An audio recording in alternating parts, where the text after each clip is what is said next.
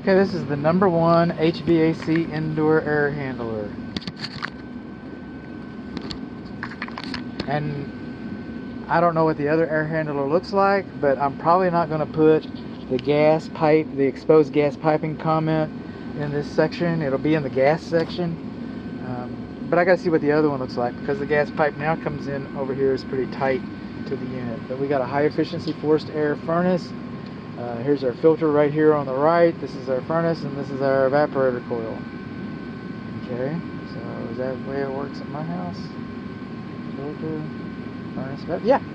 Okay, so that's fine. These suitcase buckles right here. Wait a minute. Turn this off for a moment. These suitcase buckles, this is how you open your air filter to change it, and follow the instructions. If it's a 1 inch, it's every month. If it's 4 inches, it's whatever the manufacturer says. And then we got this little temporary in here, that's dirty. And we're waiting to put this in. So you're running with a dirty filter, which might have adulterated some of my temperature readings that I took. I haven't analyzed those yet, but it might have had some influence. This is a highly efficient gas furnace, and so that's why we have the air intake and the plastic exhaust. And we can have plastic because we raked all the heat out of it. We've extracted all the heat out of it. So in doing that, okay, in doing so, we create condensate, which is highly acidic. And then the condensate comes down this drain right here. This is a filter. And excuse me, that is not. That is a screen. We do not have a neutralizing filter.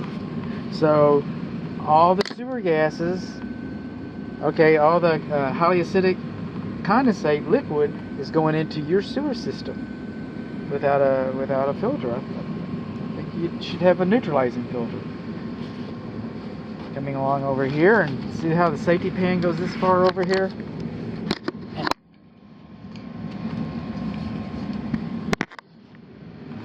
Okay, because it condensates, so the whole unit is supposed to be, protected by a safety pin. However, we've taken these steel girders, we brought it out here to support it, and they've extended past the pan. So if this is dripping acidic condensate, comes out to the end of the girder, drips down on the floor, goes to your ceiling. Okay, instructions I've seen suggest maybe running these girders long ways. It costs more, be harder to do. We don't want to do that. We want to do it the easy way. Well, that's fine, so long as the acidic doesn't drip down through there. And over here, what do we got? Is that white pipe dope? We're supposed to have yellow pipe dope. We're supposed to have blue type pipe dope. White is for water. Yellow and blue, okay, they're suitable for gas. Huh, okay. So, wrong kind of pipe dope. Then, on the air conditioning duct, this is #1. So, I'm going to go, when I do #2, unless I see something really unusual, we're just going to fall back to my air duct observations here. You're supposed to have every 5 feet, you're supposed to have the duct supported.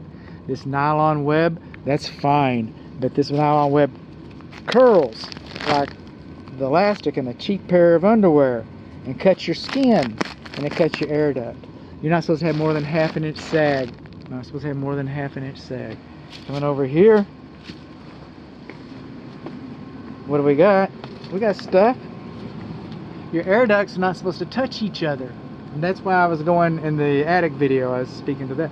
Your air ducts are not supposed to touch each other because that can cause condensation. Falls down, goes to your roof. More than ½ inch bend. No saddles. Okay, so you can use the nylon if you put a saddle. A lot of people use cardboard.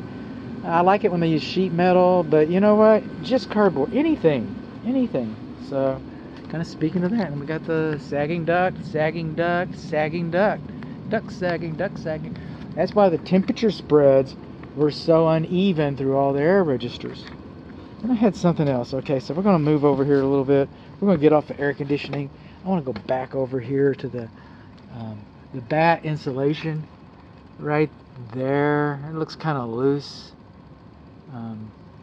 Right there. It looks kind of loose. This duct is kinked. Huh. Duct touching, nylon cutting into the duct.